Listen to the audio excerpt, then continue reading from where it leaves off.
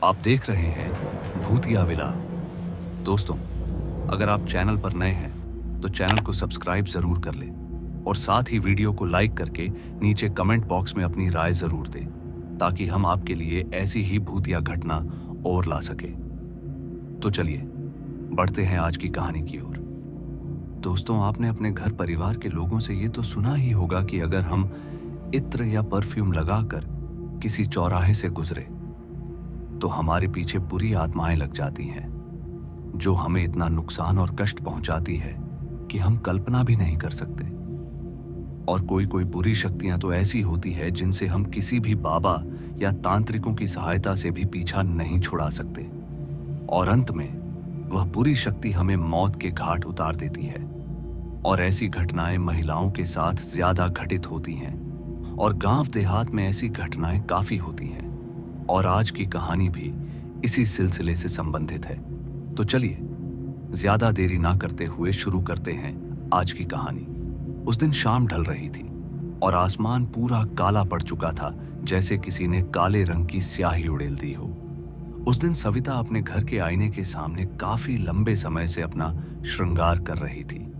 लगभग 3 से 4 बार तो वह साड़ियां चेंज कर चुकी थी।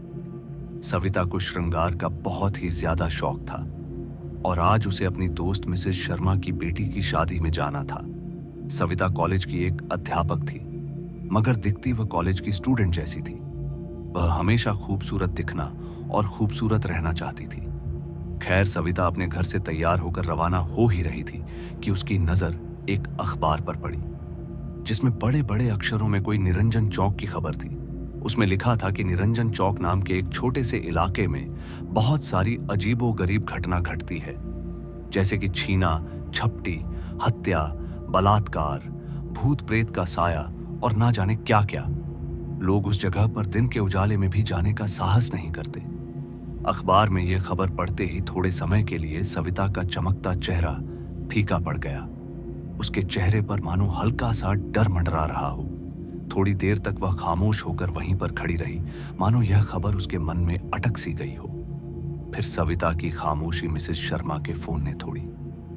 सविता ने फोन उठाया और वह बातें करते करते वहां से कार में बैठकर निकल गई। सविता को शादी में पहुंचने में कोई दिक्कत तो नहीं आई, मगर जैसे ही वह कार से उतरी कि उसके कॉलेज के कुछ गंदे लड़के उसे देखे जा रहे थे, क्योंकि वह कॉलेज में कुछ गलतियों के कारण बदनाम थी, जिस वजह से सविता को कुछ ज्यादा ही गलत लगा।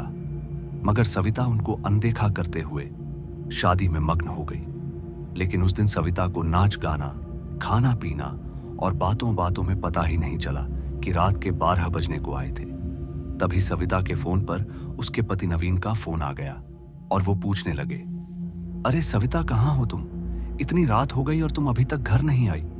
फिर इस पर सविता ने कहा, अरे वो क्या है ना कि मैं शादी में आई थी और बहुत देर भी हो गई।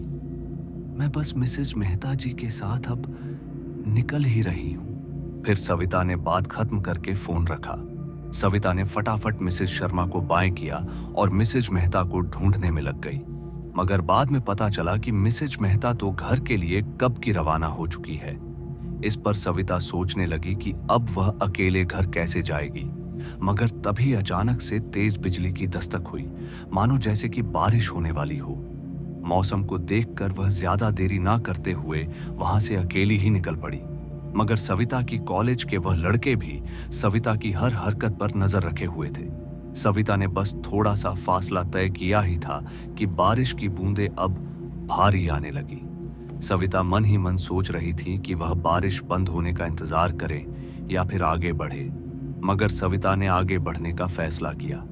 लेकिन सविता की कार थोड़ी आगे बढ़ी ही थी कि तेज बारिश शुरू हो गई।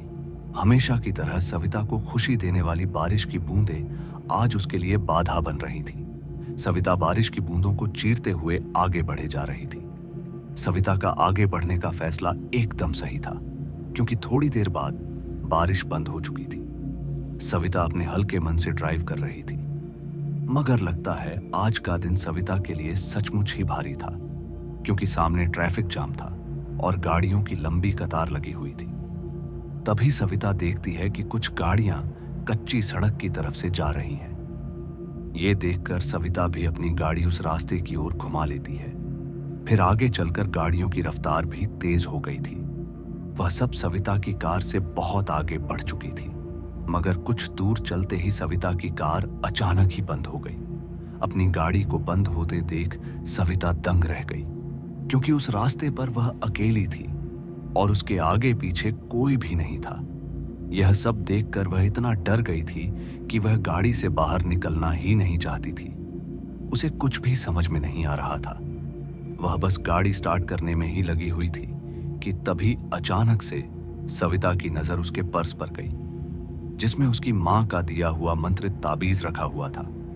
चांदनी ने तुरंत ही वो ताबीज लिया और आंखें बंद करके फिर से गाड़ी स्टार्ट करने के लिए कोशिश करने लगी। मां का दिया गया वह ताबीज काम कर गया और गाड़ी एक झटके में ही स्टार्ट हो गई। फिर सविता ने राहत की सांस ली। अब सविता ने 1 से 2 किलोमीटर का रास्ता तय किया ही था कि उसे एक बोर्ड दिखाई दिया, जिस पर लिखा था निरंजन चौक। निरंजन चौक नाम पढ़ते ही सविता के रोंगटे खड़े हो गए और उसकी आंखें खुली की खुली रह गईं, क्योंकि वह वही निरंजन चौक था जिसके बारे में सविता ने पढ़ा था, जहां पर खून और बलात्कार जैसी वारदातें हुई थी। उसने फिर से वो ताबीज अपने हाथ में थामा और एक पल के लिए आंखें बंद की, जैसे वह भगवान से दुआ मांग रही हो कि अब की बार गाड़ी बंद ना हो। मगर हुआ कुछ इसका उल्टा ही, क्योंकि सविता की कार निरंजन चौक के बोर्ड के ठीक सामने आकर रुक गई। सविता ने जब बाहर का नजारा देखा तो वहां पर काफी अंधेरा था और वह एक वीरान जगह थी। उस जगह को देखकर सविता के हाथ पैर कांप रहे थे, मगर तभी उसे सामने कुछ दिखाई दिया। सामने से एक सफेद रंग की अजीब सी आकृति आ रही थी, लेकिन जैसे ही वह आकृति नजदीक आई तो वह आकृति 3 से 4 आकृतियों में बदल गई और उन आकृतियों ने सविता की गाड़ी को चारों तरफ से घेर लिया। सविता को समझ नहीं आ रहा था कि वह क्या करे। डरी सहमी सविता को उन आकृतियों ने गाड़ी से बाहर खींच लिया।